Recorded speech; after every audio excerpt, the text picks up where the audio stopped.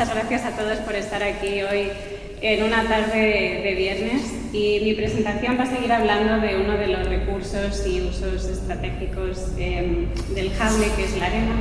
En particular voy a hablar de la extracción de arena, pero no exactamente de la extracción de arena que se hace en el Hable, porque de eso todos vosotros sabéis más que yo.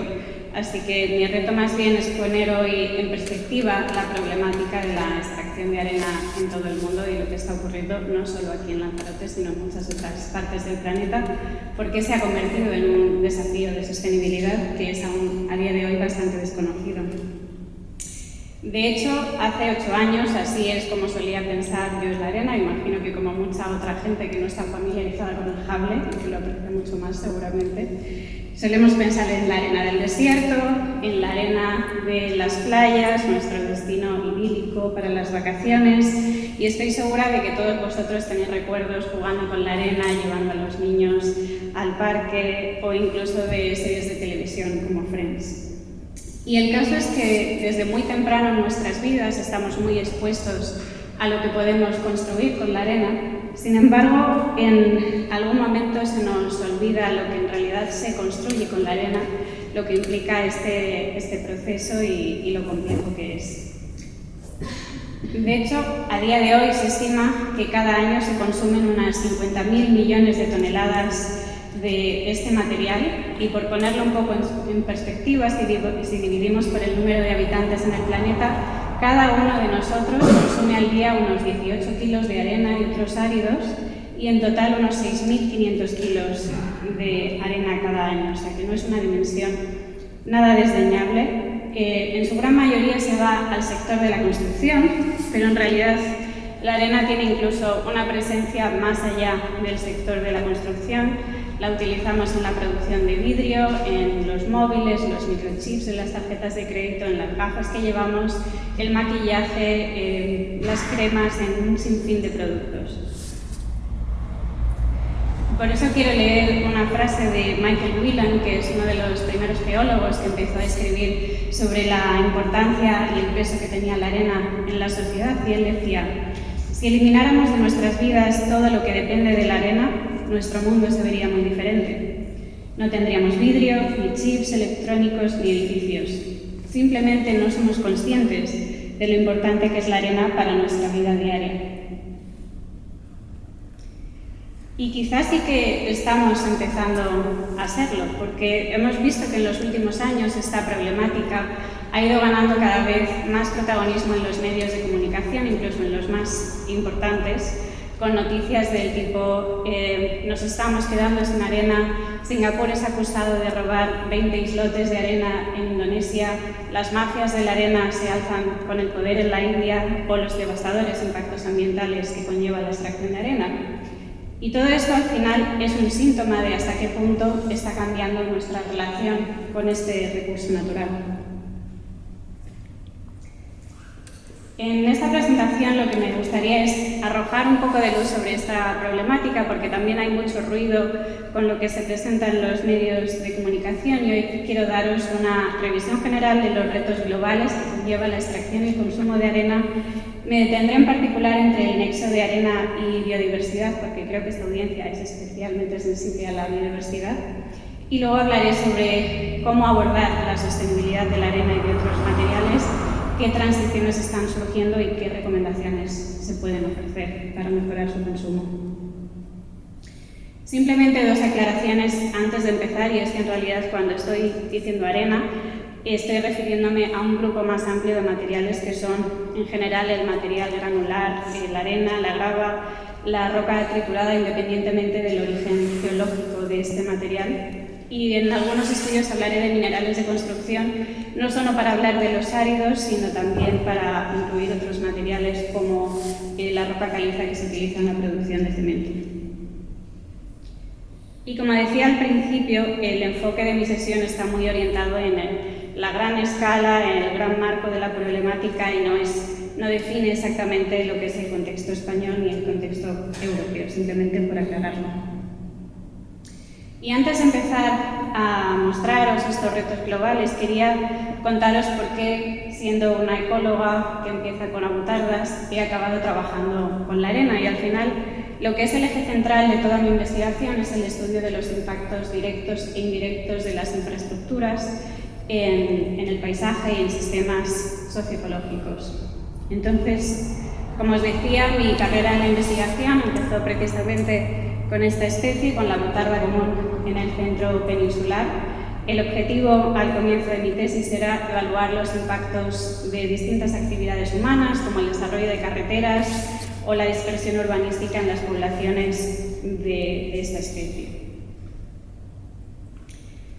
Y lo que ocurrió es que 6 meses antes de defender mi tesis doctoral, cuando estaba presentando los resultados de un par de capítulos de tesis en un congreso, algo ocurrió que captó mi atención. En una conversación muy aleatoria, porque muchas veces es así como surgen estas cosas, escuché hablar por primera vez del robo de una playa entera de Jamaica que había desaparecido en cuestión de días porque en Jamaica la arena se había convertido en un recurso tan valioso que la gente estaba dispuesta a robar una playa. En unos pocos días, y como os imaginaréis, la habían dejado devastada. Y en ese momento empecé a pensar que cuando estaba evaluando el impacto de infraestructuras en la fauna y en el paisaje, me estaba limitando a lo que ocurre en el lugar donde hacemos la obra, pero qué pasa con los materiales que utilizamos para construir esa infraestructura, ¿no? Y entonces empecé con un grupo de colaboradores, empezamos a indagar un poco más sobre este tema. Y una de las primeras cosas que encontramos fue el documental Sand Wars de Denise Delmstra, que fue uno de los primeros comunicadores en empezar a hablar más de esta problemática. De hecho, hasta el punto de que inspiró a Pascal Petrucci, que es el director de un centro de Naciones Unidas en Ginebra, a publicar una primera alerta ambiental global con el título «La arena, un material más escaso o más raro de lo que creemos». Y ahí él hablaba ya de varias problemáticas que estaban relacionadas con la extracción de arena. El problema aquí, desde un punto de vista científico, era que la mayor parte de las referencias y artículos que se citaban eran artículos en medios de comunicación. Entonces, los medios de comunicación parecían haber dado la voz de alarma, pero tampoco sabíamos hasta qué punto si era algo que se había inflado por los propios medios de comunicación y que a lo mejor no había tanto detrás y era un tema más de moda que otra cosa. Y cuando realmente nos convencimos de que esto era algo grande fue cuando empezamos a entender las dimensiones del problema. Porque, para haceros una idea, la antropomasa, que es toda esa masa de objetos construidos por el hombre, en el año 2020 superó toda la biomasa de organismos vivos del planeta, es lo que refleja un poco esa balanza. Y lo que es interesante para mí es que el 90% de esa antropomasa, de eso que ha sido durante toda la historia del ser humano construido por el hombre, el 90% son áridos, o bien áridos que utilizamos directamente para hacer la base de nuestros hogares, o bien áridos que utilizamos en la producción de materiales como el hormigón o el asfalto. Y lo que es además muy interesante es que la mayor parte de esta extracción a lo largo de la historia ha ocurrido tan solo en los últimos 30 años, con lo cual ha habido una gran aceleración en la extracción, hasta el punto de que estos materiales se han convertido de lejos en los materiales más extraídos en todo el mundo, por encima de los combustibles fósiles o la biomasa. Y lo que es aún más importante es que se espera que su extracción se duplique de aquí al año 2060 con el desarrollo urbano, de infraestructuras, los cambios en el estilo de vida y también con los esfuerzos de mitigación y adaptación al cambio climático, que también van a requerir arena. ¿Qué ocurre incluso con la transición energética? Vamos a necesitar minerales como el litio, el cobalto, de los que se habla constantemente o muy frecuentemente en los medios de comunicación, esos minerales críticos que son necesarios para la transición energética. Pero es que incluso para esta transición energética y fomentar las energías renovables, de lo que más vamos a consumir en términos relativos es acero, hormigón y vidrio. Entonces, cuando hablamos incluso de la transición energética, también tenemos que considerar que estos materiales forman parte del mix que vamos a necesitar. Por tanto, toda esta extracción que se está dando está dando lugar a grandes desafíos, porque al final la arena no es un recurso infinito, es un recurso no renovable. Y en el año 2017 publicamos un artículo en Science que precisamente conectaba estas piezas y estas distintas problemáticas que habían ido surgiendo, algunas en el tema de acceso a agua potable, especies invasoras, crisis de biodiversidad o problemas con la producción de alimentos. Y es uno de los primeros artículos que ofrece esta perspectiva global del problema y que alerta sobre que necesitamos abordar el tema de la extracción de áridos. Y para entender bien las distintas dimensiones que componen lo que es la sostenibilidad de los áridos, empezaríamos por una básica, que es garantizar el suministro de materiales para satisfacer necesidades básicas como vivienda, transporte, industria. Y aquí una de las grandes preguntas que siempre tienen los periodistas es: ¿nos estamos quedando sin arena? ¿Cuándo vamos a alcanzar el pico en la producción de arena? Así que vamos a tratar de abordar esa pregunta. Pues para empezar, lo primero que hay que admitir es que se desconocen cuáles son los recursos globales de arena. No hay ningún estudio que haya cuantificado las reservas que existen de estos materiales y la incertidumbre asociada a estas reservas, y por tanto es difícil decir si hay escasez o no, porque realmente no sabemos lo que hay. Sí que geológicamente los depósitos de este tipo de sedimentos no consolidados sí que se consideran que son bastante abundantes en distintas formas y calidades a lo largo del ciclo geológico, tanto en la superficie terrestre como en la plataforma continental. Y luego además tenemos que considerar que hay otras alternativas al suministro de áridos, porque al final la arena define un tamaño de partícula, pero esta partícula puede tener distintos orígenes. Y, por ejemplo, una de las formas más utilizadas para producir arena es la trituración de roca, y hay muchas rocas como el granito, el basalto, la roca caliza, la arenisca, que a día de hoy se trituran con las que se producen áridos. Y luego además hay recursos secundarios y subproductos de otras industrias que podemos utilizar para garantizar el suministro. Entonces, teniendo en cuenta todo esto, parece poco probable que vaya a haber una escasez mundial de arena.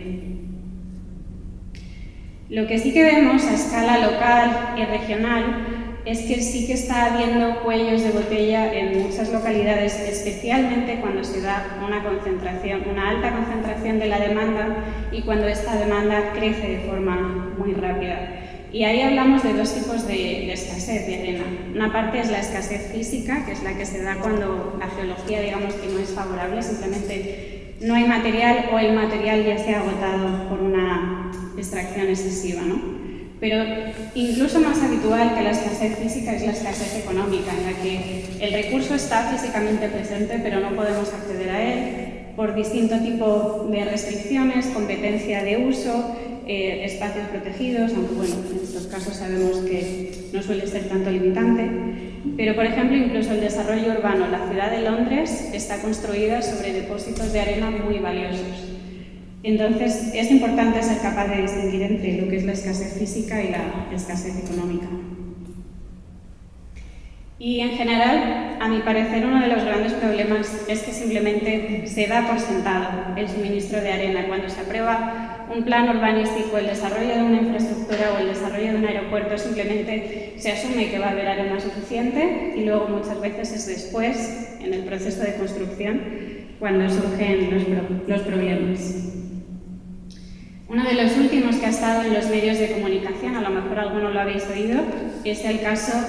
del mayor aeropuerto que se está construyendo a día de hoy en Filipinas, que se iba a abrir en el año 2027, se iba a inaugurar en el 2027, y ya han dicho que por lo menos se va a retrasar un año la apertura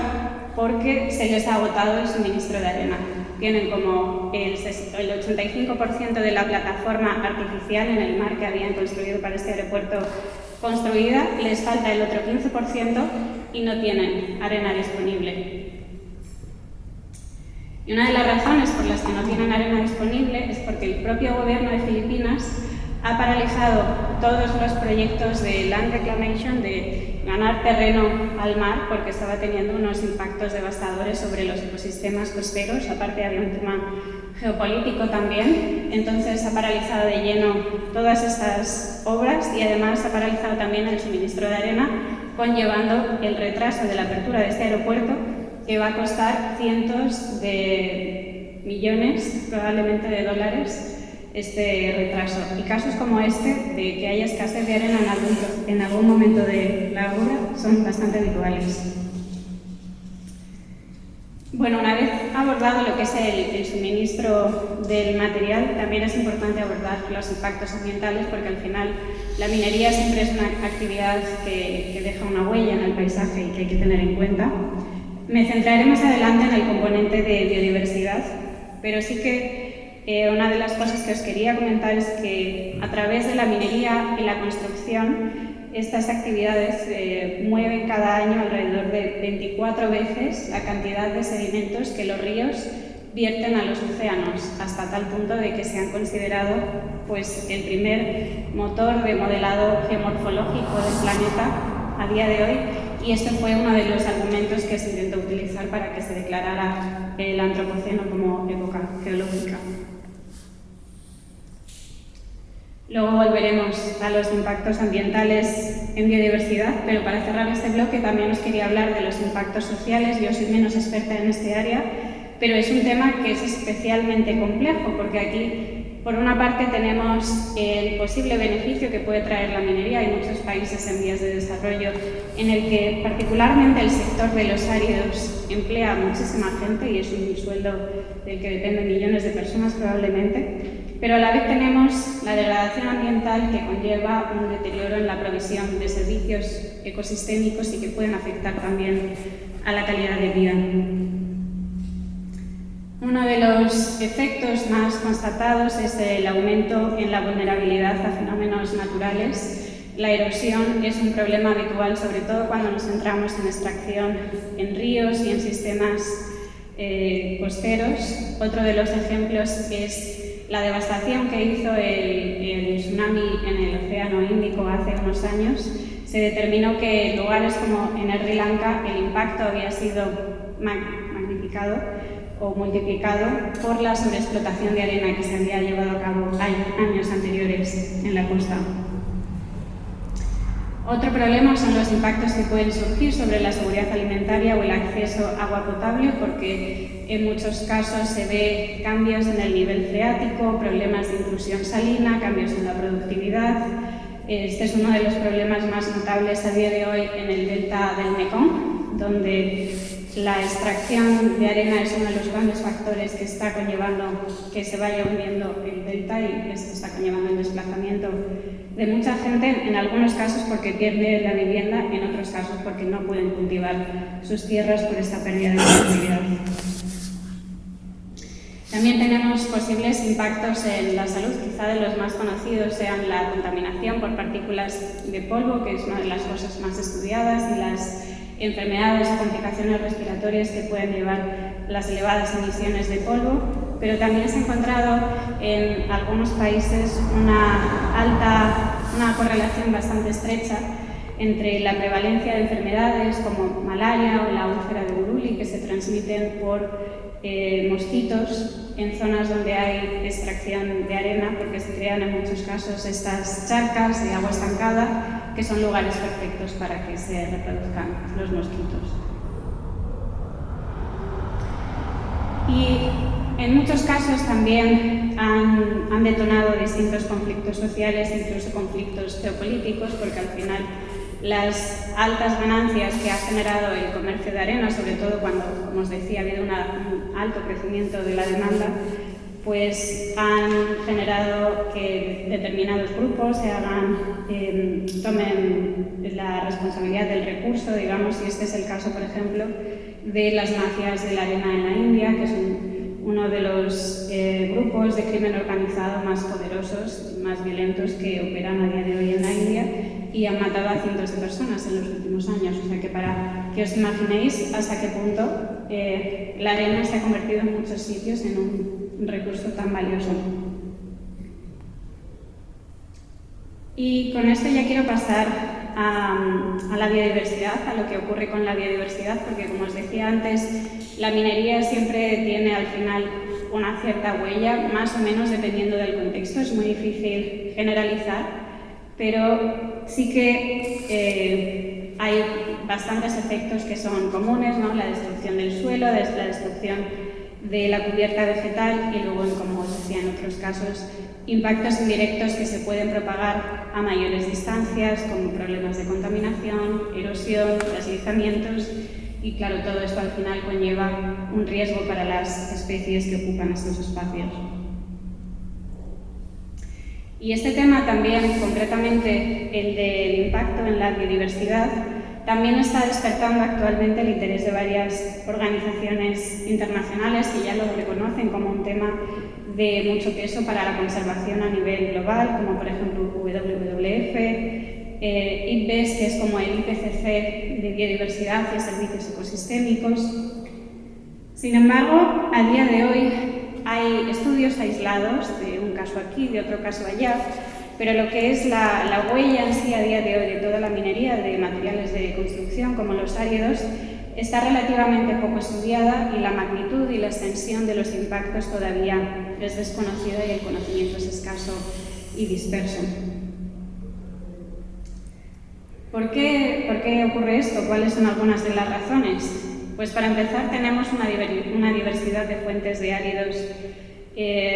muy grande, ¿no? Como decíamos, se pueden excavar en graderas, se pueden producir en canteras, dragados en ríos, en zonas costeras, todos afectando a comunidades de organismos diferentes. Uno de los grandes problemas es que faltan mapas para determinar dónde está ocurriendo la minería y la escala total. Los mapas mundiales que existen de minería no contienen los materiales de construcción. Hay mapas sobre la extracción de oro, de litio, de cualquier otro tipo de metal, pero no de estos materiales, a pesar de que de lejos son el sector que tiene más operaciones en todo el mundo. Para daros una cifra, en Estados Unidos hay solo más de 10.000 graveras y canteras de áridos, y eso es solo en un país, o sea que imaginaros las que hay en todo el mundo. Y otro de los problemas es que al final es una industria dominada por pequeñas y medianas empresas en las que es difícil a veces estandarizar y organizar toda la información, el tema de permisos que existen, y además hay una elevada informalidad en muchos países que incluso puede alcanzar el 90% de la extracción. Entonces, todos estos elementos hacen que cuantificar a día de hoy cuál es el impacto en la biodiversidad sea un reto bastante difícil. Es un reto que hemos tratado de abordar, hemos tratado de evaluar cuáles eran a día de hoy las especies que estaban amenazadas por la minería de minerales de construcción a nivel global. ¿Cómo lo hemos hecho? Bueno, pues ya que no teníamos mapas, que normalmente es lo primero que utilizamos cuando los científicos estamos evaluando el impacto de distintas actividades, nos fuimos en cambio a la documentación de amenazas, a uno de los recursos más conocidos en conservación, que es la lista roja de la IUCN, donde se documentan el estado de conservación de distintas especies, sus requerimientos de hábitat y también sus amenazas. Por ejemplo, aquí veis el caso de la botarga ubara. Entonces aquí, utilizando herramientas de text mining, pues detectamos todas aquellas especies para las que se mencionaba como amenaza la extracción de minerales de construcción. Fuimos a ese nivel de detalle. Y encontramos unas 1.070 especies en la lista roja para las que se había documentado la extracción de materiales de construcción como una amenaza. El 58,5% de ellas en categorías de amenaza, o sea, en riesgo de extinción, y 4 especies que a día de hoy ya se encuentran extintas. Además, consideramos otra fuente de información, que son las nuevas descripciones de especies, porque empezamos a detectar que incluso nuevas especies que se estaban describiendo para la ciencia, en el momento de la descripción se documentaba que estaban inminentemente amenazadas por la extracción, que estaban en puntos de riesgo y que debía abordarse su conservación de forma inmediata. Entonces hicimos una revisión de literatura Y en ambos casos, en la lista roja y en el caso de las nuevas especies, encontramos que la documentación de estas amenazas ha ido creciendo y ha sido bastante elevada en los últimos 10 años, pero con una tendencia a que cada vez se documente más esta amenaza. Incluso si tenemos en cuenta los esfuerzos cada vez mayores que también está haciendo la IUCN y la lista roja por documentar más amenazas en estas especies, incluso corrigiendo por ese efecto, vemos que hay todavía una tendencia creciente de documentación de amenazas. ¿Dónde se encuentran distribuidas la mayor parte de estas especies que se describen como amenazadas? Pues como veréis, la mayor parte de ellas está en una especie de cinturón que va desde el sudeste asiático, el sur de Asia, Oriente Medio y también parte de Europa. Por supuesto, aquí también vemos muchos huecos en este mapa. Es todavía, digamos, una primera aproximación, pero no es a día de hoy un mapa de las amenazas totales que hay. De hecho, la otra fuente de datos que también utilizamos, la de la descripción de nuevas especies, nos ayuda a incorporar otros puntos de amenaza a este mapa, como por ejemplo en Brasil, en Sudáfrica, en distintas partes del mundo donde también se han documentado este tipo de amenazas. Os quería poner la fotografía de una de las especies que se ha declarado como extinta, que es la tijereta gigante. Es la tijereta, creo que es más grande que se ha descrito nunca. Y se declaró como extinta en el año 2014, pero llevaban ya muchos años sin encontrarla. Se extinguió en la isla de Santa Elena porque solo estaba distribuida en esta isla y la extracción de materiales para determinadas obras de construcción pues parece ser que fue lo que dio la última puntilla para la desaparición de esta especie. Otra de las cosas que hemos visto es que hay una separación sustancial entre los grupos taxonómicos y los hábitats de las especies que están afectadas por distintos tipos de minería. Al final, como decía antes, hay mucha diversidad en los métodos de extracción. Sí que vemos que en general, cuando hablamos de minería de arena y grava, la mayor parte de amenazas que se describen son en especies de hábitats acuáticos y costeros, y de eso podemos hablar después, pero sorprendentemente hay pocos estudios y poca documentación de amenazas en sistemas terrestres para estas especies. Y en cambio las amenazas que se han documentado de sistemas tipo canteras de roca caliza, ahí se destacan más especies de tipo de hábitat rocoso, de cuevas y bosques, muchas especies trogloditas, murciélagos. Vamos a ver, por ejemplo, este es el caso de alguna de las especies que se han documentado que están amenazadas por este tipo de explotaciones, como es la botarga cubara, pero también lagartijas, mariposas, arañas. En el caso de las canteras, muchas de las especies que están documentadas en la IUCN provienen de sistemas kársticos en el sudeste asiático. Son especies con una distribución muy restringida, algunas de ellas solo ocupan una montaña y entonces si esa montaña desaparece, pues la especie corre el riesgo de desaparecer. Y encontramos también especies más conocidas como el pangolín. La extracción de arena de río es otra de las categorías que engloba muchas especies amenazadas, desde copépodos hasta especies más de tipo megafauna, como delfines de río o cocodrilos. Y también bastante documentadas los riesgos de la extracción en el mar para determinadas especies, la destrucción de manglares, praderas y bueno, pues todos los impactos que conlleva.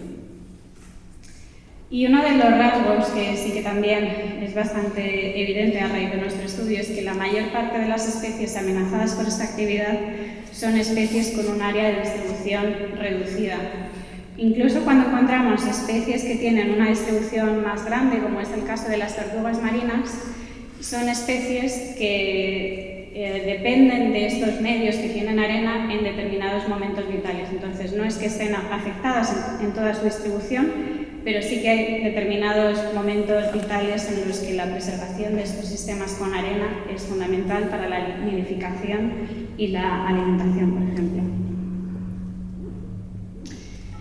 Y al final, una de las cosas que queremos concluir con esto es que el número oficial, que ya conocemos a día de hoy, aproximado, es de unas 1000 especies documentadas como amenazadas por esta extracción, pero probablemente sea solo la punta del iceberg, porque para empezar la IUCN solo ha documentado el estado de amenaza, el estado de conservación y las amenazas para un 8% de las especies que existen. Entonces hay muchísimas especies todavía por estudiar y sabemos que muchas de ellas pueden ser vulnerables a este tipo de perturbación, así que creemos que es más realista manejar un orden de magnitud de unas 25.000 especies amenazadas, pero esto es una investigación que está empezando y todavía tenemos mucho que avanzar. Para ello vamos a estar tratando de recopilar información de estas especies que son vulnerables y estas localidades de amenaza. Bueno, pues con toda esta complejidad, ya vamos llegando al último bloque de la charla, ¿cómo abordamos el desafío de la sostenibilidad de los áridos, que parece francamente complicado, ¿no? Bueno, pues al final balancear estos esfuerzos de tener que suministrar un material para satisfacer necesidades de la sociedad con la conservación de las especies y mantener un determinado grado de bienestar, pues requiere una perspectiva de sistemas, que pensemos más allá de lo que ocurre en el lugar de extracción y que consideremos a toda la cadena, a toda la red de suministro de una región que llamamos como un sistema acoplado en el que tengamos en cuenta tanto el medio humano como el medio natural. Concretamente, creemos que un buen manejo de los recursos requiere, en primer lugar, un buen conocimiento del sistema físico de materiales, que es básicamente la columna vertebral del sistema.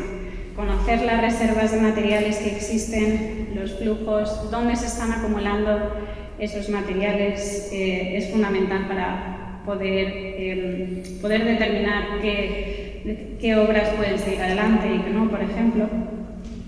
Este es un sistema muy complejo que no espero que entendáis. Es el tipo de análisis que hacen los ecólogos industriales para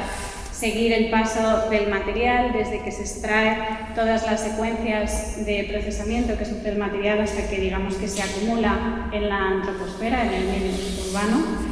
Y este tipo de análisis son muy interesantes y muy útiles porque nos permiten ver los distintos puntos del sistema en el que podemos actuar para disminuir la necesidad de recursos o para determinar qué alternativas van a ser menos dañinas. Entonces, por una parte, podemos distinguir que ya de primera tenemos ahí los depósitos de arena y lava no consolidados, una de las principales fuentes de suministro, pero también tenemos, como decía, la tripulación de rocas, esos áridos que se producen en canteras que pueden abastecer muchas de las necesidades, y luego además, en la parte de la derecha, también tenemos los residuos de construcción y demolición, que no son una parte nada desdeñable porque suponen más de un 35% de todos los residuos sólidos que se producen en el mundo. Entonces, realmente esta es a día de hoy la principal fuente de materiales secundarios para satisfacer esa demanda. Y luego además hay otras oportunidades a lo largo de todo el sistema de reducir la extracción de estos materiales primarios, ¿no? Una es, por ejemplo, utilizar subproductos de la industria. Por ejemplo, ahora se está estudiando mucho un residuo que generaban las extracciones de hierro y que se desechaba completamente, era un problema gestionar ese residuo. Se ha visto que una parte muy grande de ese residuo se puede convertir en áridos, se ha estudiado la toxicidad, no son tan tóxicos como se pensaban que serían y se están empezando a comercializar como alternativa a esos áridos primarios. Tenemos otros materiales para construir como la madera, que cada vez se está convirtiendo más popular en algunos sitios. Y en el propio proceso de construcción también cada vez más importante diseñar para un fácil desensamblaje y reutilización de los edificios en el futuro, que ya construyamos cosas pensando en cómo vamos a aprovechar esos residuos más adelante, que hagamos edificios más ligeros también que necesiten menos hormigón, también hará que reduzcamos esa huella, y luego también extendiendo la vida útil tanto de edificios como de infraestructura, ¿no? Haciendo construcciones de calidad que vayan a durar el tiempo. Una vez que tenemos ese buen conocimiento de ese sistema físico de los materiales, el siguiente paso es mapear y evaluar los impactos ambientales y sociales a lo largo de todo el proceso, desde la extracción al consumidor y hacerlo tanto del suministro actual como de las alternativas posibles, para que si surge una posible solución nos aseguremos de que realmente es una solución y no simplemente estamos desplazando el problema a lo mejor a algo incluso peor. Y finalmente, lo que proponemos es analizar esa red de actores que supone ese cerebro de estas redes de suministro de los áridos, porque al final todo depende de cómo las personas decidan qué, cuánto y dónde usar este material. Es un sistema completamente impulsado por decisiones humanas en el que los actores además tienen capacidad de aprendizaje y de modificar su conducta, por ejemplo, priorizando determinadas reservas o limitando el acceso a otras,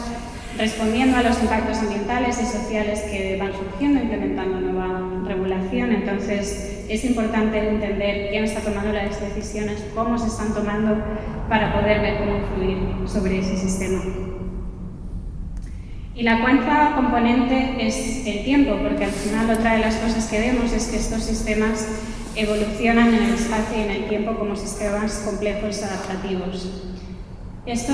imaginaros, por ejemplo, un ejemplo muy distinto, las redes de tráfico de cocaína.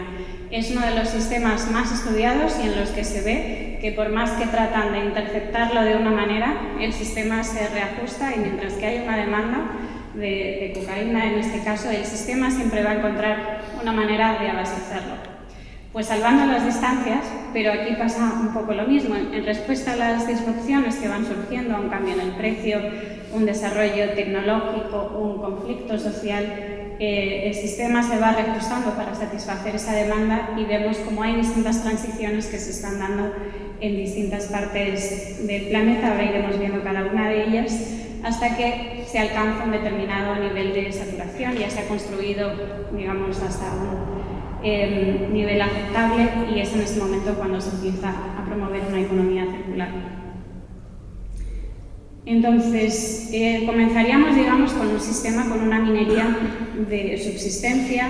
con recursos abundantes, una demanda muy reducida y, por tanto, una huella ambiental reducida también. Este es el caso de la extracción de arena en el río Usumacinta, en México. Este es uno de los lugares en los que estamos haciendo trabajo de campo. Y aquí la extracción es extremadamente artesanal, se extrae la arena de unos islotes en medio del río, se trae a la orilla y luego es simplemente el motor de una motillo lo que se utiliza para subir cubos de arena desde las barcas a la orilla, donde se crean unos montones y luego ya los camiones se lo van llevando. Pero como decía, es un sistema que emplea a mucha gente, pero que en realidad no extrae tanto material y no genera tanto impacto, y así digamos que podría estar en ese estado pues bastante tiempo. El problema es cuando con el aumento de la urbanización la demanda crece a un ritmo muy acelerado y entonces la minería de repente se convierte en una fuente muy atractiva de ingresos, y en esos casos vemos que la extracción de arena se expande a sitios cada vez más numerosos, más grandes y en primer lugar yendo a los depósitos que son más accesibles, que en muchos casos son los ríos o las zonas costeras. Y es en este escenario en el que es fácil que se den cuellos de botella en el suministro del material, bien por sobreexplotación, competencia con otros usos, con pescadores, por ejemplo, con agricultores, porque hay daño a personas o un daño ambiental, o también por demoras en la obtención de permisos y en las que hay capacidades de producción insuficientes. Todo esto, si ocurre, puede forzar al sistema a tratar de reajustarse para satisfacer esa demanda. En algunos puntos del planeta lo que se ha visto es que irrumpen redes ilícitas de suministro de arena. Como decía, al final la demanda se va a satisfacer de una manera u otra, entonces en muchos sitios esto ha detonado mucha ilegalidad. Es importante cuando hablo de redes ilícitas o de ilegalidad que no estoy incluyendo allí toda la extracción informal, que está muy extendida en todo el mundo, pero que digamos que es una extracción más socialmente aceptada, cuando en estos casos la extracción ilícita o ilegal implica más grado de violencia o amenaza. Pero este es uno de los casos que ha ocurrido en China, donde precisamente el hecho de que se limitaran los permisos disparó el precio de la arena hasta un 600%, y esto pues detonó que mucha extracción ilegal que se ha ido controlando y a día de hoy parece que está un poco más reducida. Otra de las formas de satisfacer esta demanda es mediante la expansión y la intensificación de los sistemas. Esta es otra de las zonas donde hemos hecho un estudio, que es en el río Ganges, en Bangladesh. Es un sitio en el que en los últimos 10 años la expansión y la demanda de arena ha crecido de una forma espectacular, y hemos visto como al principio estos depósitos de arena que se iban generando en las orillas del río eran pocos, eran desorganizados, y a día de hoy, cuando los vemos con imágenes de satélite o en terreno, vemos que esto ya se ha convertido en grandes montones de arena con un grado de sofisticación mucho más elevado. También, como comentaba antes, la sustitución de materiales, porque esa dependencia inicial por los depósitos de arena no consolidada, pues muchas veces vemos que se desplaza con el tiempo hacia la roca triturada, porque aunque requiere una tecnología avanzada, mano de obra capacitada y más capital, sí que llega a producir unos volúmenes más altos y además permite adaptarse más a los mercados porque puedes ofrecer una gama más amplia de productos. Sin embargo, también hay que tener en cuenta que puede haber un desplazamiento de los impactos hacia el consumo de energía o la contaminación por polvo en suspensión. Otro de los fenómenos que se está dando es la intensificación en la extracción en el mar. No es tanto el caso de España, porque en España está completamente prohibido extraer arena de mar para construcción, pero sí que es un sector muy maduro en otros países como Inglaterra, Noruega o Bélgica. Y de hecho es un sector que también está en expansión a medida que es más difícil obtener licencias para extraer material en sistemas terrestres. Nos desplazamos hacia el mar en muchos casos. Otra opción es la separación espacial, el desplazamiento entre productores y consumidores, que normalmente se da a sitios con buenas conexiones de transporte y con menos restricciones a la extracción de material. Y sí que es común en zonas que tienen una alta densidad de población, donde, como decía, es ciertamente difícil establecer nuevas explotaciones, pero sí que hay que tener en cuenta que al final requiere más tiempo, más combustible, una infraestructura de transporte, y al final esto incrementa mucho el coste, las emisiones, y además está el riesgo de invasoras, que hablamos estos días. Así que principalmente es algo que se da entre regiones vecinas, no son como estas grandes cadenas de comercio globales para otros productos. Esto es una cosa que se da muy entre países cercanos. Y algunas de las cosas que hemos aprendido con este estudio de las transiciones en la explotación de la arena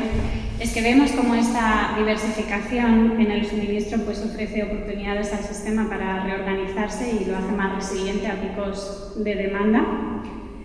Vemos que estas transiciones no necesariamente resultan en una producción más verde y que hay que ser cuidadosos realmente en evaluar qué cambios están siendo más positivos para la sostenibilidad.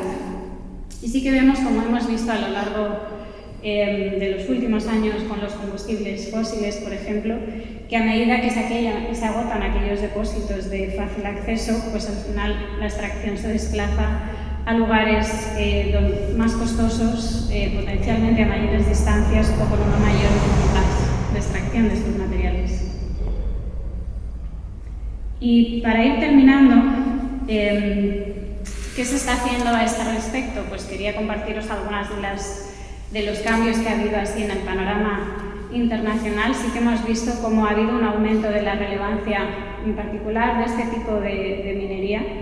que cada vez se comenta más en políticas de biodiversidad a nivel internacional. En los últimos años, en particular, ha habido varias resoluciones de Naciones Unidas y de la IUCN que hablan de la necesidad de investigar estos impactos y de reducir estos impactos en sectores extractivos y que están dando un impulso a que cada vez se haga más investigación y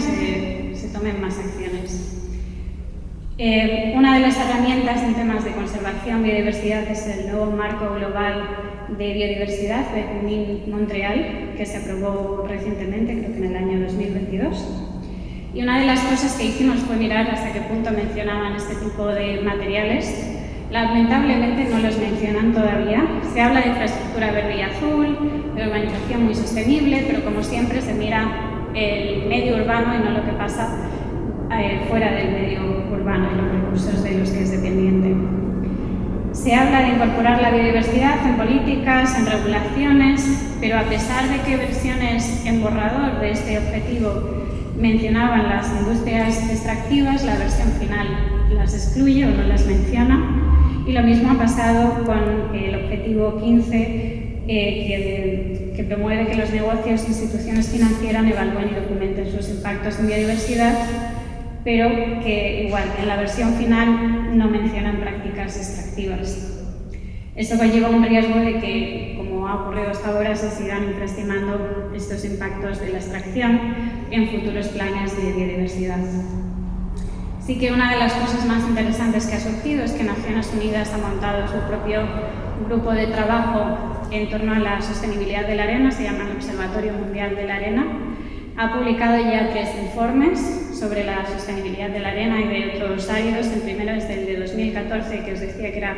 esa alerta general a tomar más conciencia sobre la arena. Y si bien estos 2 primeros trabajos son más una llamada de atención a la problemática, el último que elaboramos en el año 2022, ese ya promueve una serie de acciones y de recomendaciones concretas en distintas temáticas para que los países hagan una mejor gestión de estos recursos. Yo en particular lideré el capítulo de restauración de ecosistemas y el siguiente está en desarrollo y se publicará el año que viene seguramente. Otra iniciativa para aquellos que estéis interesados en el medio marino es la Marine Sandwatch, que la ha montado el Observatorio Mundial de la Arena y en las que se pueden ver hasta el año, creo que 2022, el movimiento de barcos que hacen el dragado de la arena en todo el mundo a partir de los sensores de movimiento. Entonces, esto es algo completamente abierto y accesible que si tenéis curiosidad podéis mirar en algún momento. Y ya para concluir, algunas de las recomendaciones generales que hemos propuesto sobre cómo reducir el impacto en la biodiversidad van sobre cosas que han ido surgiendo estos días y otras nuevas que surgen con esta charla. Decíamos esta mañana cómo de importante es promover el trabajo de los taxónomos, la verdad es que ahora mismo no hay muchos incentivos para que los jóvenes se conviertan en taxónomos y es una pérdida muy grande de cara a describir especies nuevas y conocer el estado de conservación de muchas especies. Y también necesitamos mejores prácticas en evaluación de impacto ambiental. Esto no es nuevo para vosotros tampoco, pero sí que una de las cosas en particular que estamos promoviendo es que si bien es fácil ahí en estos informes poner el foco en las especies que están en catálogos de amenaza, es mucho más ambiguo lo que ocurre cuando tienes especies raras o recién descritas para la ciencia y entonces, hacemos una serie de recomendaciones sobre cómo en estos casos en particular promover el principio de precaución. Otra de las cosas que estamos pidiendo una y otra vez es que se publiquen los datos de seguimiento y de estas evaluaciones y del seguimiento de las explotaciones para que realmente podamos evaluar hasta qué punto se están minimizando los impactos como se ha prometido, se están promoviendo las restauraciones que se han prometido. Estamos también investigando cuáles son las especies que tienen rasgos que las hacen más vulnerables para poder priorizar los esfuerzos en ellas. Otro de nuestros grandes frentes abiertos es producir una base de datos espacialmente explícita de dónde están esas operaciones, porque aunque tenemos un catastro de derechos mineros y otros recursos, la información está muy desorganizada y es muy difícil saber a día de hoy el estado de las explotaciones y la distribución espacial, así que sin duda para evaluar el impacto total es una de las iniciativas que necesitamos avanzar. Luego también hay mecanismos financieros, proteger el apoyo y dar apoyo a los defensores de la naturaleza, porque al final son los que se ponen de frente cuando surgen este tipo de problemas ambientales. La restauración ecológica es algo que también ahora cada vez más esperemos que se aplique. Como sabréis, se ha aprobado recientemente el Reglamento de Restauración de la Naturaleza y ahora el Gobierno tiene obligación de desarrollar un Plan Nacional de Restauración en los próximos 2 años junto con las comunidades autónomas. Así que es muy buen momento para promover también la restauración de huecos mineros. Se han publicado un montón de estándares y recomendaciones de cómo hacer restauración ecológica, y también otra cosa que os quería comentar es que se ha creado en los últimos meses la Red de Restauración de Minas y Canteras, que promueve crear un foro para que se comparta conocimiento sobre estas prácticas y cómo mejorar la restauración de los espacios mineros.